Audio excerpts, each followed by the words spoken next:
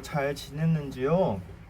개학이 시작되면서 학교에서 어떻게 지냈는지 참 궁금한 것 같아요. 아무튼 학업 생활 가운데서 늘 주님의 은혜가 충만하고 또 지혜가 충만하고 또 학업 가운데서 늘 승리하길 바래요. 건강도 잘 지키시길 바라고. 네, 오늘의 말씀을 시작하겠습니다. 여러분, 우리 친구들 별명을 가지고 있지요. 별명은 이름이나 생김새나 행동에 따라 지어져요. 들으면 기분 좋은 별명이 있긴 하면 듣고 싶지 않은 별명도 있어요. 예를 들어서 전도사님은 옛날에 어렸을 때 별명이 좀 멍멍이 같은 그런 별명이에요. 왜냐하면 초딩 때 엄청 가만히 있지를 못했거든요. 그래서 하도 이렇게 막 왔다 갔다 막 뛰어다니고 그러다 보니까 좀 가만히 있을 수 없다 하면서 교회 어른들이 그렇게 별명을 지어준 것 같아요. 우리 이스라엘 백성에게도 몇 가지 별명이 있어요. 하나님한텐 내 백성, 여호와의 백성, 주의 백성, 하나님의 기업으로 선택된 백성, 택하신 백성, 큰 백성. 어때요? 좋은 별명들이지요. 어떻게 보면 다 축복받고 좋은 것 같아요. 그런데 오늘 주신 말씀에 보니까 하나님께서 이스라엘 백성을 얼굴이 뻔뻔하고 마음이 굳은 자들이라고 말씀하셨어요. 잘못을 해도 잘못인 줄 모르는 사람들이라는 뜻이죠. 이 별명을 듣고 싶지 않은 별명이지요. 네, 그런데 하나님께서 왜 이런 말씀을 하셨을까요? 자, 이러한 이스라엘의 별명이 생긴 것 중에서 우리가 먼저 첫 번째 퀴즈를 내볼게요. 여러분은 혹시 집에서 부모님이 아니면 학교 친구들이 여러분에게 지어준 별명이 있나요? 네, 말하기 싫으면 그것을 뛰어넘어도 되고요. 그리고 만약 예를 들어서 나눠줄 수 있다면 그 별명을 함께 나눠도 괜찮을 것 같아요. 네, 자기 자신의 별명. 심지어 자기 자신은 사람들이 이렇게 불러줬으면 한다라는 그런 별명도 괜찮을 것 같아요. 네, 한번 답해 주시면 감사하겠습니다. 자, 다시 말씀으로 돌아가자면 왜 하나님은 얼굴이 뻔뻔하고 마음이 굳은 자들이라고 이렇게 말씀을 하셨을까요? 하나님께서는 내 백성, 그리고 선택된 백성이라고 불러주셨으니 그렇게 불러주신 대로 살아야 하는데 이스라엘 백성들은 하나님께 반역을 했어요. 한 번만 반역을 한 것이 아니라 계속해서 반역했어요. 오죽했으면 하나님께서 그들의 조상처럼 이날까지 나에게 죄만 지었다라고 에스겔서 2장 3절에 말씀을 하셨어요. 근데 왜 이렇게 말씀을 하셨을까요? 이스라엘 백성들은 끝까지 하나님의 말씀을 따르지 않고 죄를 지었어요. 그 결과는 바벨론의 느부갓네살 왕에 의해 결국 예루살렘이 파괴되고 멸망했습니다. 왕을 비롯해서 많은 사람이 포로로 끌려갔고 절망에 빠졌어요. 제사장이었던 에스겔도 그때 포로로 끌려갔습니다. 포로로 끌려간 지 5년이 지났을 때 에스겔서 1장 2절에 보면 하나님께서 에스겔에게 일어나라고 말씀하시며 일으켜 세우셨어요.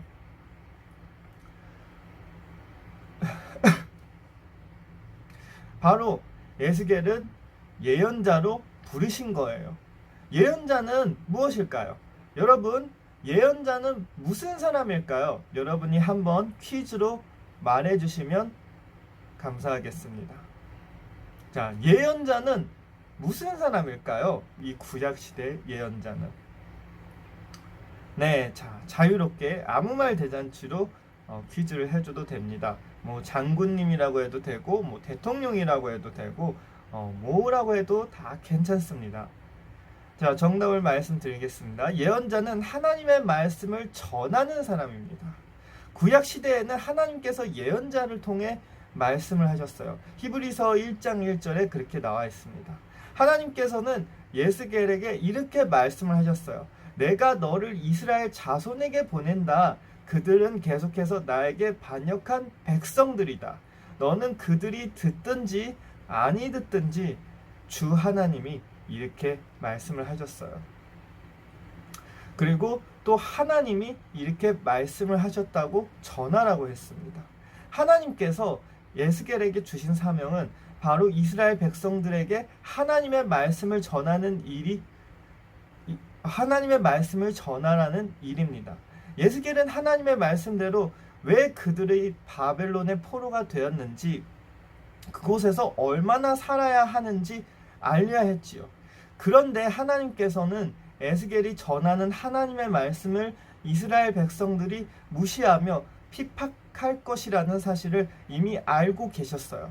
그래서 하나님께서는 에스겔에게 두려워하지 말고 백성들이 그의 말을 듣든지 아니 듣든지 말씀을 선포하라고 하시며 에스겔에게 하나님의 말씀을 적힌 두루마리를 펼쳐서 보여주셨어요. 여러분, 사실은 에스겔을 통해서뿐만 아니라 오늘 이 시대에도 하나님은 성경을 통해서 우리에게 말씀을 하고 계십니다. 우리는 하나님의 말씀에 귀를 기울여야 돼요. 그리고 하나님의 말씀을 듣고 순종을 해야 됩니다. 하나님께서는 에스겔에도 이렇게 말씀하셨어요. 내가 너에게 하는 말을 들어라. 너는 저 반항하는 족속처럼 반항하지 말고 입을 벌려 내가 너에게 주는 것을 받아 먹어라. 이 받아 먹으라는 물건은 무엇일까요? 음식일까요? 무엇일까요? 여러분, 하나님이 에스겔에게 이것을 받아 먹어라라는 말씀에 그 받아 먹어라라는 것은 무엇일까요? 마지막에 퀴즈로 한번 답해 주시면 감사하겠습니다. 자, 답해 줄 거라고 믿습니다. 자, 여러분, 우리가 음식을 먹고 몸이 건강해지는 것처럼, 우리가 맛있는 걸 먹으면서 마음이 행복해지는 것처럼, 사실 매일 하나님의 말씀으로 우리의 영혼을 채워서 하나님의 말씀에 순종하는 삶을 살아가기를 하나님은 원하십니다. 내가 너에게 말하는 걸 들으라고, 그리고 또한 반항하지 말고 다른 반항하는 사람들처럼 입을 벌려 내가 너에게 주는 것을 받아 먹어라라는 것은 하나님의 말씀이라는 것입니다. 우리의 육신이 음식이 필요한 것처럼 우리의 마음과 우리의 영혼도 주님의 말씀이 필요하다는 것을 하나님이 말하고 계십니다. 마지막으로 여러분, 만약 우리가 세 끼 중에 한 끼만 안 먹어도, 두 끼만 안 먹어도, 심지어 좀 배가 덜 고픈 친구들은 하루를 안 먹으면 배가 고파집니다. 반면으로 생각해 보십시오. 만약에 우리가 매일 먹어야 되는 하나님의 말씀을 우리가 먹지 않고 있다면 우리의 마음과 우리의 영혼은 얼마나 갈망할 것입니까? 얼마나 굶주리고 있을 겁니까? 그러면서 정말 오늘의 말씀을 보면서 다시 하나님이 원하시는 건 우리가 하나님의 말씀을 보고 또한 매일매일 하나님의 말씀을 묵상하라는 것입니다. 그래서 우리가 매주마다 말씀을 외우라고 하고 있지요. 그 말씀을 외우라는 것은 때론 달란트와 관련된 것도 있지만 더 중요한 것은 그것을 일주일 동안 이렇게 외우면서라도 그 안에 있는 뜻을 조금 더 생각하고, 그리고 매일매일 하나님의 말씀을 접할 수 있는 것을 기회라고 생각하고 또 그렇게 해서 하나님의 말씀을 접하는 것입니다. 여러분, 정말 오늘의 말씀처럼 주님의 말씀을 의지하길 바랍니다. 성경의 말씀을 의지하길 바랍니다. 때론 우리가 살다 보면, 그리고 또 성경을 많이 읽다 보면 하나님의 말씀을 이해하지 못할 때가 많이 있어요. 그렇지만 그 안에서 멈추는 것이 아니고 계속 꾸준히 말씀, 성경을 읽으면서 하나님의 은혜와 하나님이 우리에게 주신 것을 배워나가길 바랍니다. 또한 지금 우리가 이 성경 구절을 읽었는데 이해를 못한다 하더라도 나중에 다시 돌아와서 봤을 때 이 말씀을 이해할 수 있는 나이와 때가 올 것입니다. 그 때가 올 때 또 다시 새롭게 성경을 볼 때 또 새로운 그 은혜와 또한 그러한 역사와 또한 하나님의 뜻과 생각을 알 수 있게 되는 것이죠. 그래서 정말 여러분이 어린 시절부터 성경 말씀을 가까이 하고 성경 말씀이 조금 이해가 될지 몰라도 좀 많이 읽고 그러면서 그 안에서 나중에 살면서 기억되는 말씀이 여러분 삶 가운데서 그게 기억이 나면서 그러한 사건이 일어날 때 여러분에게 좋은 계시와 또한 좋은 언약이 될 줄 믿습니다. 정말 주님의 말씀을 순종하고 주님의 말씀을 따르고 주님의 말씀을 많이 읽는 여러분이 되길 주님의 이름으로 축복합니다. 또한 한 주간 수고하셨어요. 그리고 또 오늘의 말씀은 여기까지 하고 기도로 마무리하겠습니다. 기도하겠습니다. 주님 감사합니다. 거룩한 주일에 함께 예배를 드릴 수 있어서 감사합니다. 정말 오늘의 말씀처럼 주님의 말씀을 순종할 수 있는 우리 어린이들, 우리 어른들, 우리 성도님들이 될 수 있도록 도와주시옵소서. 때론 우리가 살다 보면서 주님의 말씀을 순종하기가 힘들 때도 많이 있겠지만 그럼에도 불구하고 주님의 말씀을 순종하며 나아갈 때 주님, 우리가 우리의 삶을 책임지는 게 아니고 주님이 우리의 삶을 책임져 주실 거라는 것을 믿습니다. 그리고 또한 우리 어린 친구들이 성경을 계속 읽다 보면 이해를 못할 때도 있겠지만 주님 지혜를 부어주시면서 우리 어린이들이 또한 우리 성도님들이 다 이해할 수 있도록 지혜를 허락하여 주시옵소서.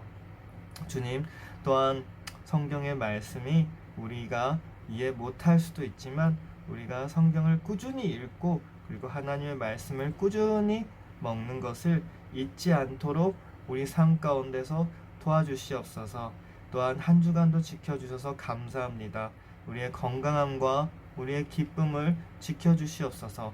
또한 한 주간도 학교 가운데서 공부할 때 지혜를 부어주시고 친구들과 또한 사귀고 또한 친구들과 이렇게 지낼 때도 하나님 또 관계 가운데에서 안전하고 행복한 축복을 부어주시옵소서.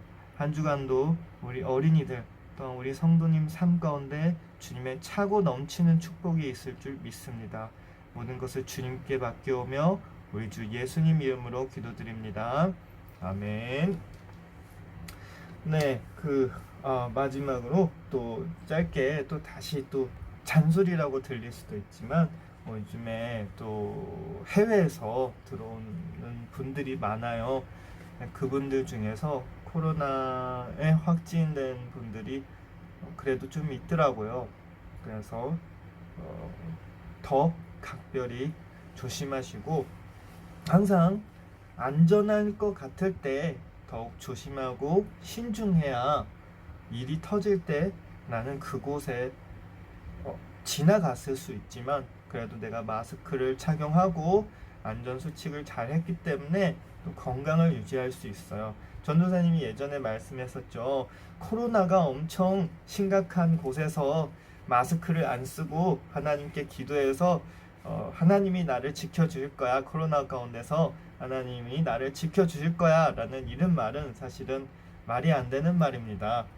네, 제일 중요한 건 하나님이 우리에게 마스크를 이미 과학자들을 통해서 연구자들을 통해서 만들어졌고 또한 우리가 손 소독제도 하나님이 수많은 사람들을 통해서 만들어 주셔서 이런 것을 잘 사용하는 것이 또한 말씀을 따르는 것이고 또한 하나님이 주신 삶을 아끼고 잘 지키는 것입니다. 안전수칙을 잘 지켜주시고 또 한 주간 학업 가운데서 승리하기를 축복합니다. 그럼 우리 다음 주에 만나요. 안녕.